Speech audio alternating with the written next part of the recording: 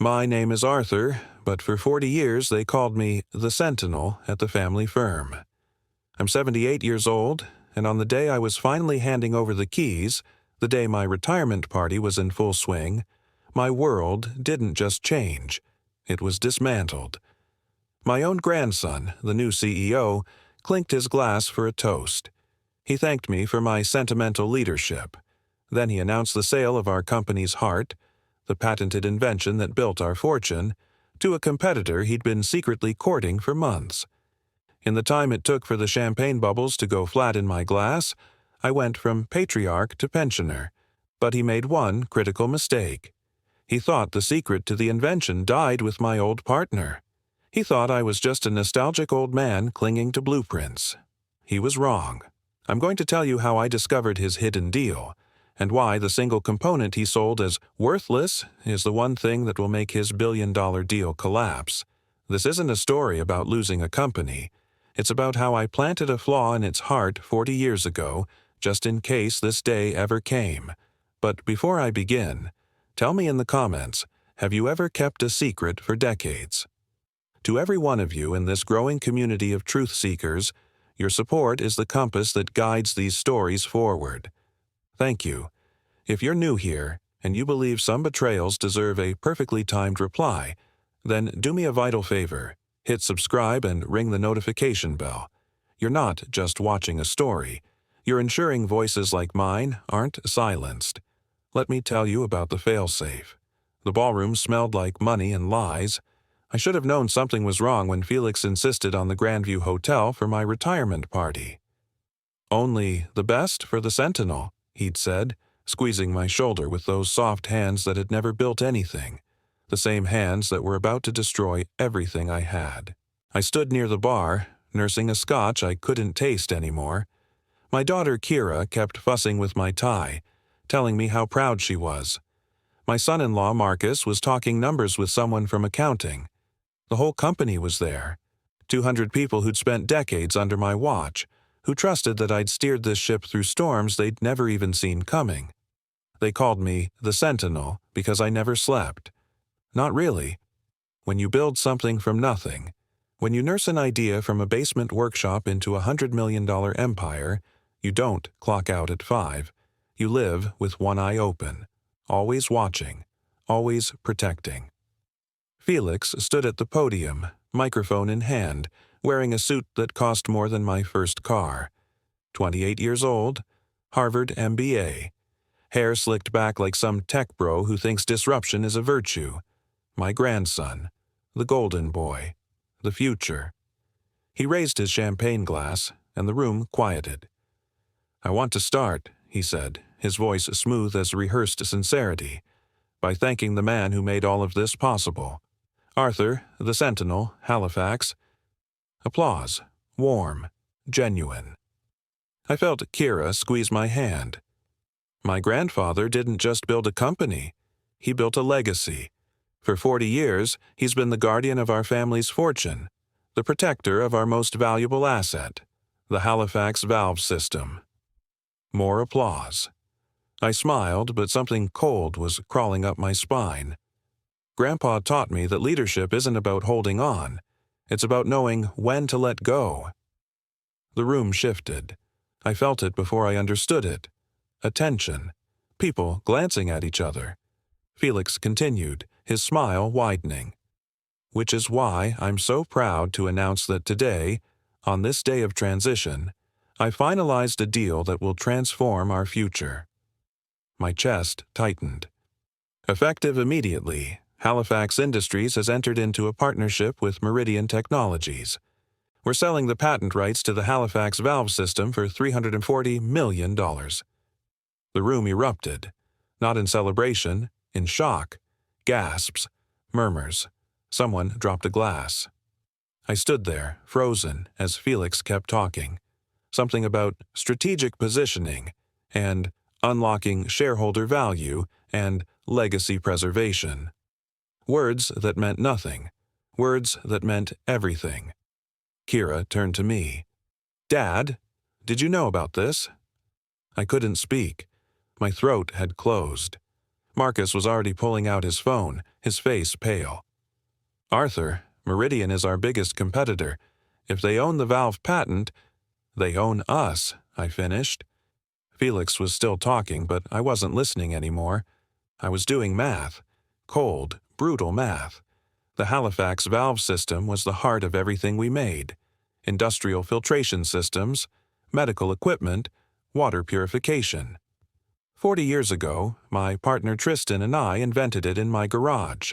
It was elegant, efficient, and impossible to replicate without the core design. We'd licensed it, never sold it. It was the golden goose, and Felix had just butchered it. $340 million sounded like a fortune. It wasn't. Not for a patent that generated $60 million in annual licensing fees. Not for a technology that would be worth billions in 10 years when global water scarcity made it essential. Felix stepped down from the podium, grinning, shaking hands. People were congratulating him. Some were. Others looked shell-shocked. He made his way to me, arms open, like he expected a hug. "Grandpa, what do you think? Pretty incredible, right?" I looked at my grandson. Really looked at him. The expensive suit, the manicured nails, the confidence of someone who'd never been told no. "When did you negotiate this?" My voice sounded distant, even to me. 6 months ago. Had to keep it quiet, you know? Didn't want word getting out before we closed. 6 months. Yeah, I knew you'd be emotional about it, so I figured it was better to just handle it. Clean break. You can retire knowing we're set for life. Set for life. He actually believed that. "Did you read the contract?" I asked quietly. "Of course. Well, my lawyers did. It's airtight, Grandpa. Meridian gets the patent, we get the cash, and we retain a 5% royalty on future sales. It's a win-win. A 5% royalty. On a patent we used to own outright. Did you consult anyone? The board? Marcus?" Felix's smile faltered slightly. "I'm the CEO now, Grandpa. You signed those papers last week, remember? This was my first big decision. I wanted to show everyone I could handle it." He wanted to show off. My hands were shaking. I set down my scotch before I threw it. "Felix," I said slowly, "do you understand what you've done? I secured our future. You sold our future." His face hardened. "Grandpa, I know you're sentimental about the valve. I get it. You and Tristan built it together. But that was 40 years ago. The market has changed. This deal positions us to— You have no idea what that patent is worth. $340 million plus royalties. In 10 years, it'll be worth $2 billion. Minimum." Felix laughed. Actually laughed. "Grandpa, I love you, but that's the nostalgia talking. I've seen the projections. The valve is solid, but it's old tech. Meridian is overpaying because they want to consolidate the market. We're getting out at the peak." I stared at him. This boy. This child who'd inherited a kingdom and set it on fire because he was cold. "When does the deal close?" I asked. "Papers are signed. Money transfers Monday." 3 days. "Congratulations," I said. It tasted like ash. Felix beamed. He actually thought I meant it. Then he was gone, swept up by admirers, people who saw dollar signs and didn't know enough to mourn. Kira appeared at my side. "Dad, are you okay?" "No." "What do we do?" I looked around the ballroom, at the company I'd built, at the people who trusted me to protect them, at my daughter, whose inheritance had just been gutted. "I don't know yet," I said. "But Felix made one mistake." "What's that?"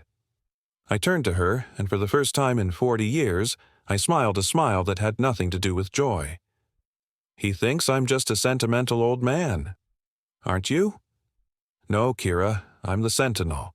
And I've been preparing for this exact betrayal since the day Tristan and I finalized the patent." She stared at me. "What are you talking about?" I finished my scotch. "Let me tell you about the failsafe." I didn't sleep that night. I sat in my study, staring at a locked drawer I hadn't opened in 15 years. Inside was a single blueprint. Not the official patent, Those were public record now, sold to Meridian. This was different. This was the truth. 40 years ago, Tristan looked at me across a workbench covered in failed prototypes and said, "Arthur, what if one of our kids turns out to be an idiot?" We laughed. Then we stopped laughing. "We should build in a fail-safe," he'd said. "Something only we know, just in case." So we did. A single component, invisible in the schematics, essential to function. Component R7. On every official document it was listed as structural reinforcement. Redundant. Unnecessary. It wasn't. Without R7, the Halifax valve system worked perfectly. For exactly 18 months. Then the core seal degraded. Catastrophically. Every single unit would fail within a 2-week window. Tristan died 12 years ago. He took the secret to his grave, just like we'd planned. But I'm still here, and Felix just sold Meridian a time bomb. I opened the drawer. The blueprint was still there, wrapped in cloth. I unfolded it with shaking hands. Monday, the money would transfer. Meridian would integrate the valves into their entire product line. In 18 months, every system they'd built would fail. Lawsuits, recalls, bankruptcy, and Felix would be holding the bag, unless I stopped it. The question wasn't, could I? The question was, should I? I looked at my phone. No calls, no texts. Felix hadn't even checked on me after dropping that bomb. I made my decision. I wasn't going to stop it. I was going to watch. Sunday morning. My phone rang. It was Ryan, our lead engineer. The only person besides Tristan who ever suspected something was hidden in the valve design. "Arthur," he said, his voice tight, "tell me Felix didn't actually sell the patent." "He did." Silence. "Ryan," I said carefully, "do you remember component R7? A long pause, then, "Oh my God. Arthur, does Felix know?" "No." "Does anyone?" "Just you. Now. What are you going to do?" I looked out my window at the morning sun. Somewhere across town, Felix was probably sleeping in, dreaming of his $340 million. I'm going to let him learn. "Arthur, this will destroy the company." "No, Ryan, this will destroy Meridian, and when it does, we'll be ready to pick up the pieces." He exhaled slowly. "You've been planning this for 40 years. "Longer," I said. "Tell me something, Ryan. If I asked you to come out of retirement, would you?" "For what?" "To rebuild, after the ashes settle." I could hear him smiling through the phone. "The Sentinel never really retired, did he?" "No," I said. "He didn't." Before we continue, hit that subscribe button so I know you're part of the family.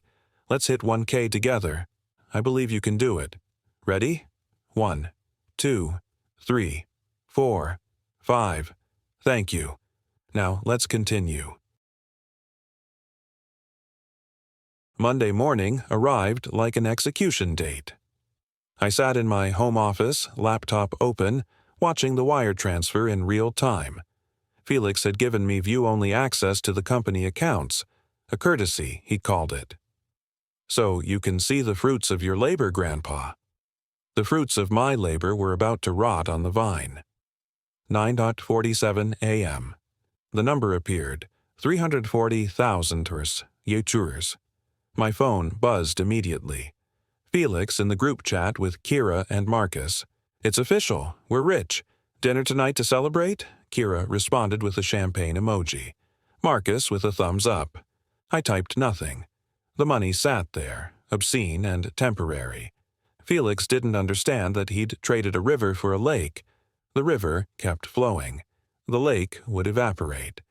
My other phone, the old one, the one only 5 people had the number to, vibrated. Ryan. "I'm watching the news," he said. "Meridian just issued a press release. They're calling it the acquisition of the decade. Their stock is up 12%. "Good," I said. "Arthur, are you sure about this? We could still—" "No. Felix is your grandson. Felix is a fool who needs to learn what consequences taste like." Ryan was quiet for a moment. "When do we move?" 18 months. Mark your calendar for July 2027. That's when the first failures will cascade." And until then, we prepare, quietly. I hung up and opened my email. There was one from Felix, sent at 6 a.m. Grandpa, thank you for building something I could transform. This is just the beginning. Love, F. Transform. He thought he was Steve Jobs. I deleted it without responding. Then I did something I hadn't done in 40 years. I opened the hidden folder on my desktop, the one marked Tristan's Archive, and began documenting everything. Every conversation, every warning sign I'd seen in Felix over the years. Every moment I'd bitten my tongue instead of intervening. If this was going to be a lesson, it needed to be thorough, and I needed to remember why I was doing it. Because somewhere in the back of my mind, a voice, Kira's voice, whispered, "He's your grandson. He's family." I closed the laptop. Family is why this hurts. 3 months passed. Felix moved into a penthouse downtown, bought a Tesla, started appearing in business magazines. The young CEO shaking up legacy tech. One article called him bold and visionary. Another called him the future of Halifax Industries. I read every word and said nothing. Kira visited me every Sunday. She'd sit in my kitchen, drinking tea, talking about how proud she was.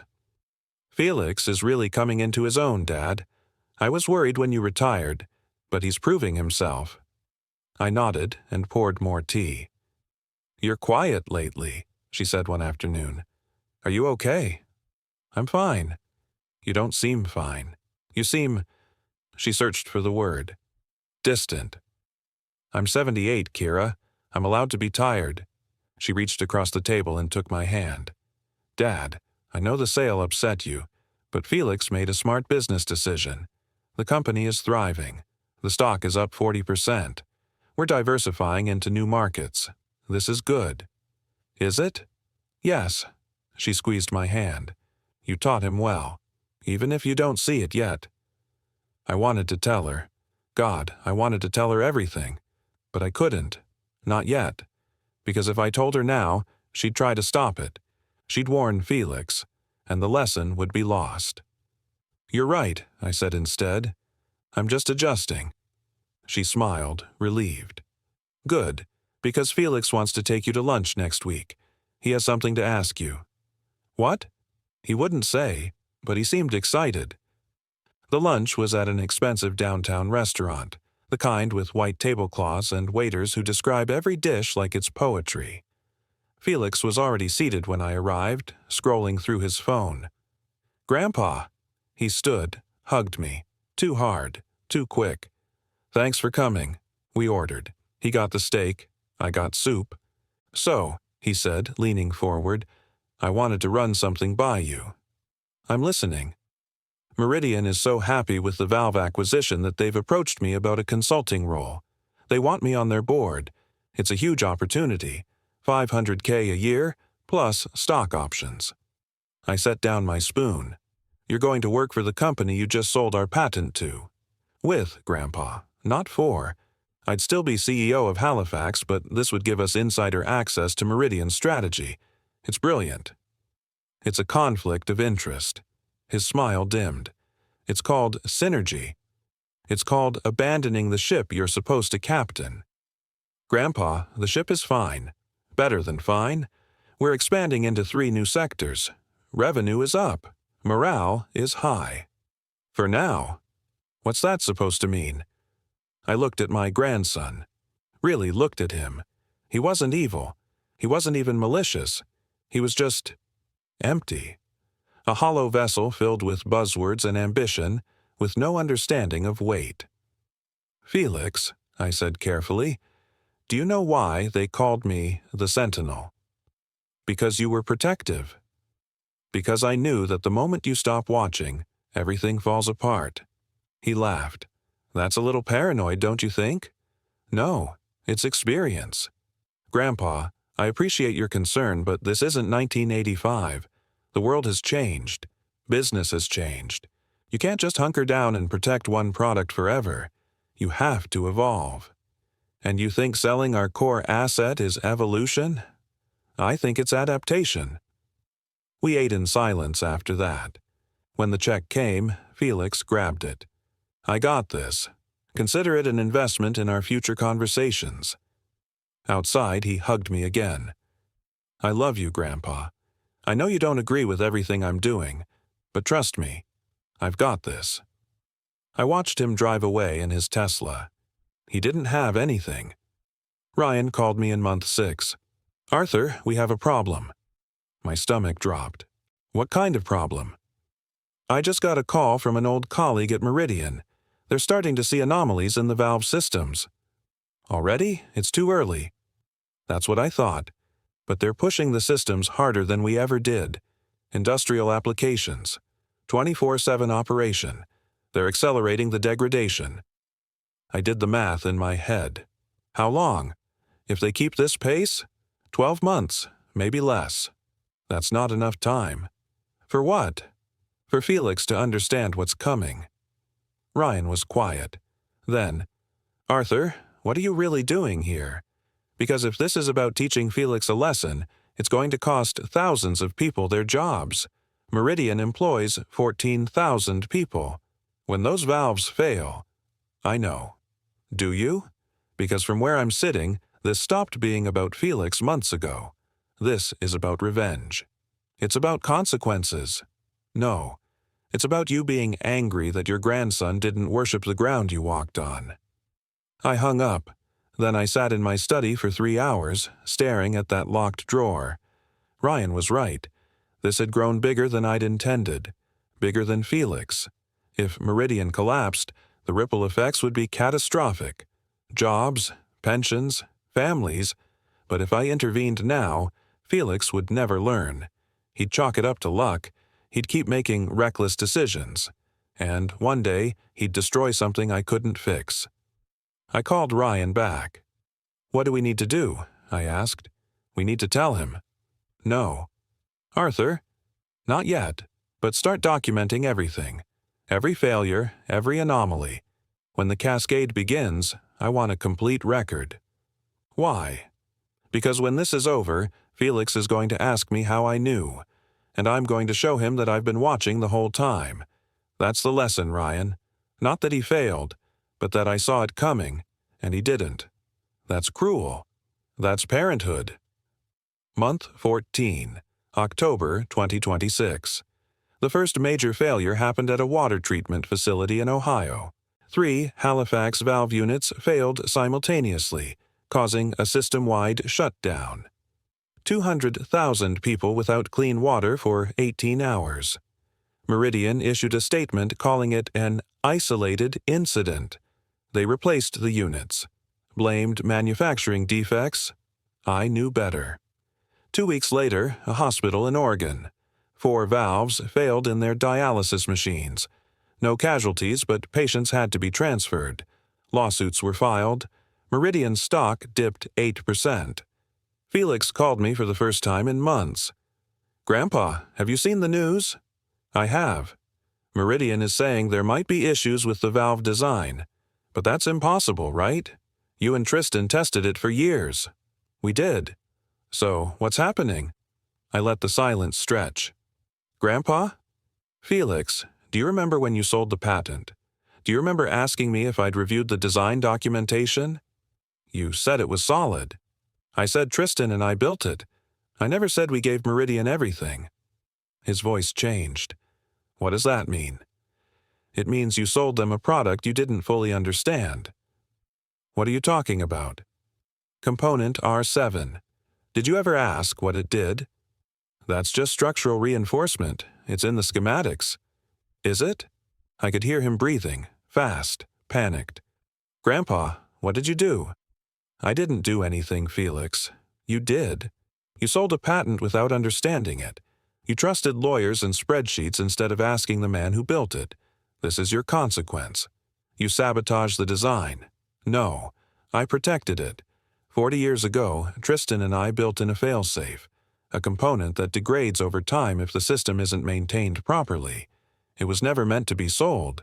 It was meant to be licensed, with us controlling quality."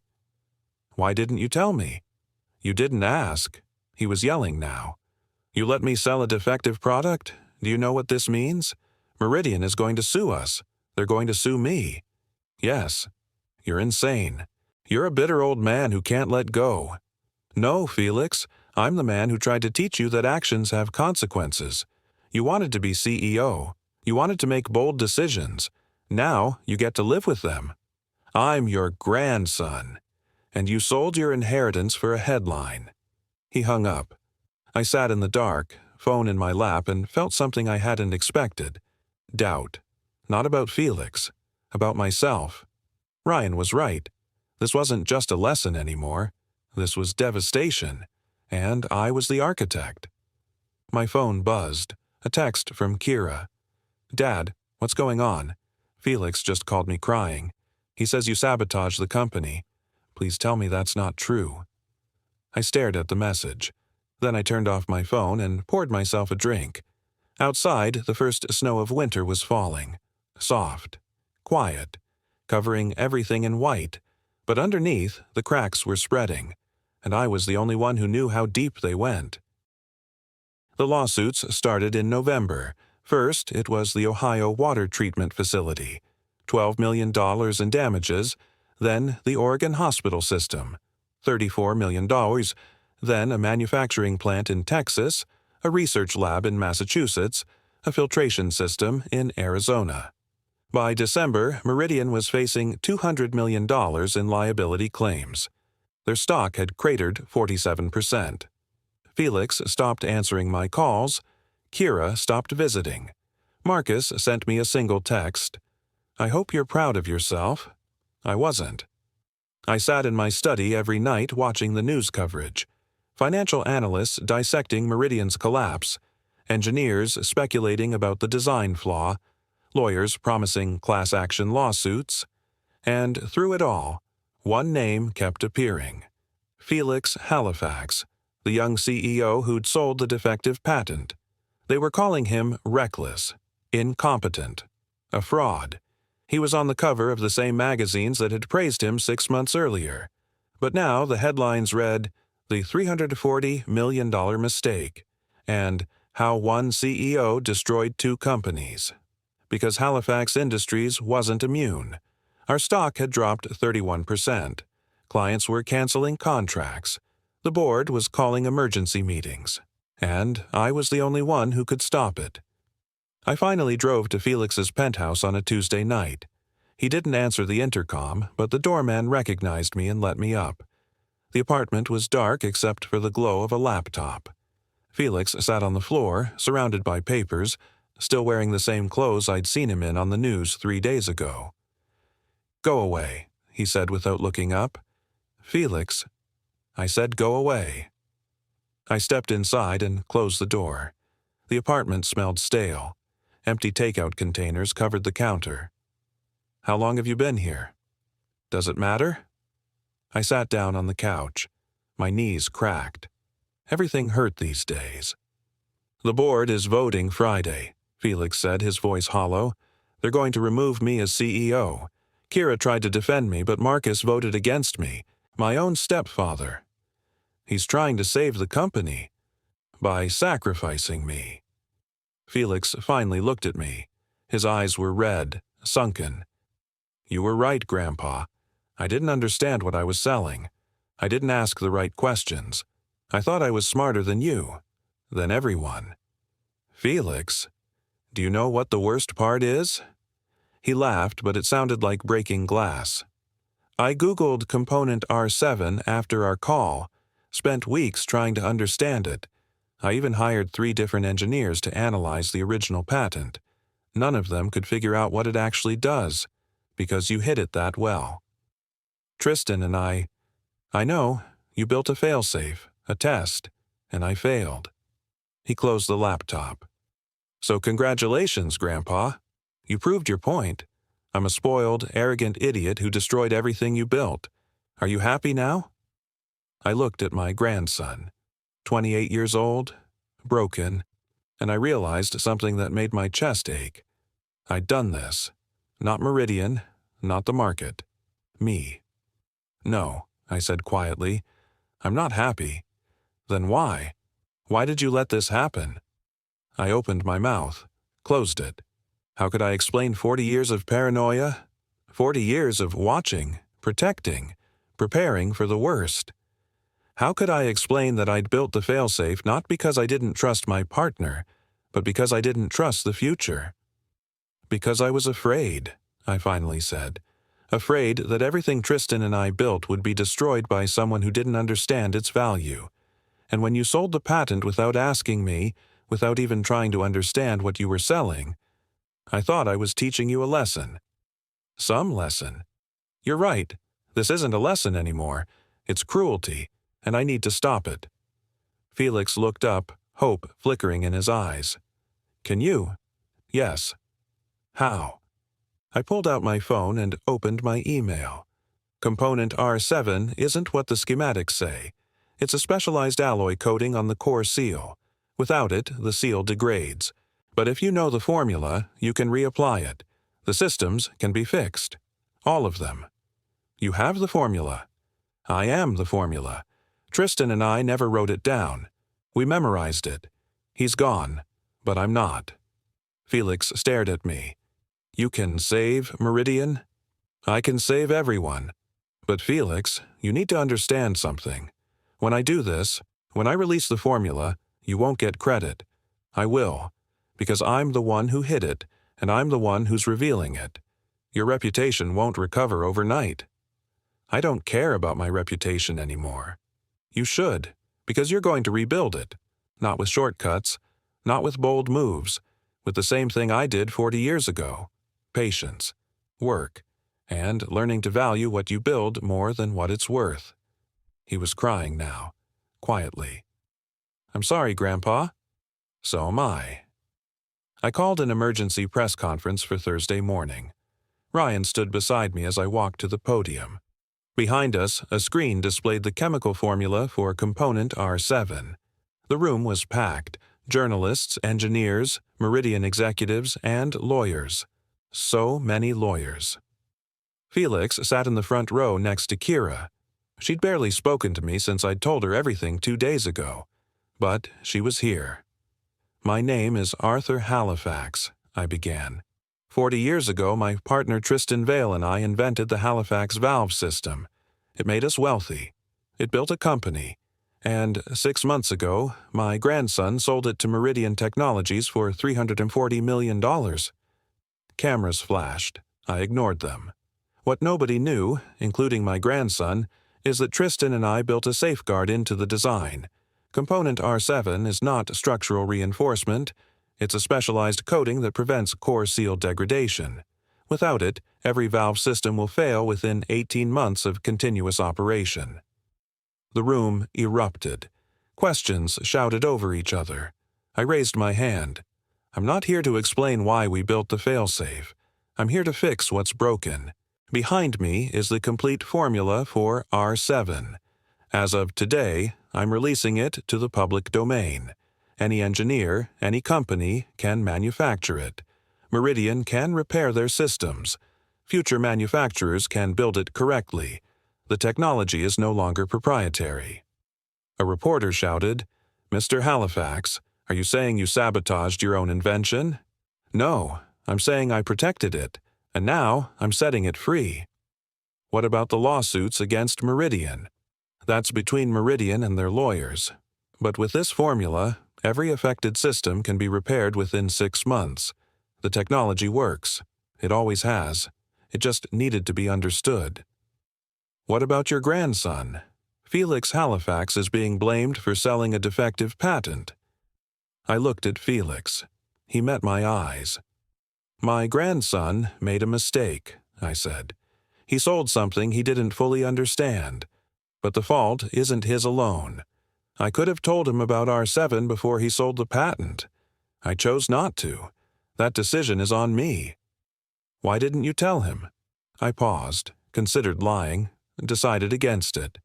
Because I wanted him to fail. I wanted him to understand that consequences are real, that shortcuts have costs. I thought I was teaching him responsibility. I exhaled. I was wrong. What I taught him was that I valued being right more than I valued him. And I'll regret that for the rest of my life. The room went silent. I stepped away from the podium. Ryan squeezed my shoulder. Kira was crying. Felix stood and walked out. 3 months later. March 2027. The repairs were underway. Meridian stock had recovered to 60% of its pre-collapse value. The lawsuits were settling. Halifax Industries had stabilized, though Felix was no longer CEO. The board had appointed an interim leader. Ryan, actually. He'd come out of retirement to steady the ship. Felix had moved back in with Kira. He was working with Ryan, learning the engineering side of the business. No title. No corner office. Just work. I hadn't spoken to him since the press conference. Until today. He showed up at my door on a Saturday morning, holding 2 coffees. "Can I come in?" he asked. I stepped aside. We sat at my kitchen table. The same table where Kira used to do her homework. Where I'd taught Felix to play chess when he was 8. Where I'd signed the papers making him CEO. "I've been seeing a therapist," Felix said. "Twice a week. She's helping me understand why I did what I did. The need to prove myself. The fear of being seen as weak. The entitlement. That's good. She asked me if I hated you. For what you did." I set down my coffee. "Do you?" "Some days. Yeah. Some days I wake up and I'm furious that you let me destroy my life just to prove a point." He looked at me. "But most days, I'm angrier at myself. Because you were right. I didn't ask questions. I didn't value what you'd built. I saw an opportunity to make headlines and I took it. That's on me. It's on both of us. Maybe." He pulled out a folder. "Ryan asked me to design a new quality control system for the valve manufacturing process. I've been working on it for 6 weeks. I wanted to show you, get your feedback." I opened the folder. Inside were detailed schematics, testing protocols, maintenance schedules. It was thorough, thoughtful, patient. "This is good work," I said. "Really? Really? This is the kind of attention I wish I'd taught you 20 years ago." Felix smiled. It was small, tired, but real. "I'm not asking you to forgive me, Grandpa. I know I broke your trust, but I wanted you to see that I'm trying. I'm learning." I looked at my grandson. The golden boy was gone. In his place was something better. Someone who understood that value isn't in the price tag. It's in the work. "Felix," I said, "I don't need to forgive you. I need you to forgive me." "For what?" "For weaponizing 40 years of fear into a test you were never going to pass. For valuing being the Sentinel more than being your grandfather." We sat there in silence. Outside, spring was beginning. The trees budding. The world continuing despite everything. "Do you think we can fix this?" Felix asked. "Us, I mean." I thought about Tristan, about the failsafe we'd built, about how protection and paranoia were separated by the thinnest line. "I think," I said slowly, "that's what the next 40 years are for." Felix reached across the table. I took his hand. It wasn't forgiveness. Not yet, but it was a bridge. And sometimes that's all you need to start rebuilding. Thanks for watching. If this story kept you here till the end, do me one favor. Hit that subscribe button. It's free, it supports the channel, and it helps me bring you even bigger stories. Subscribe so you don't miss the next twist.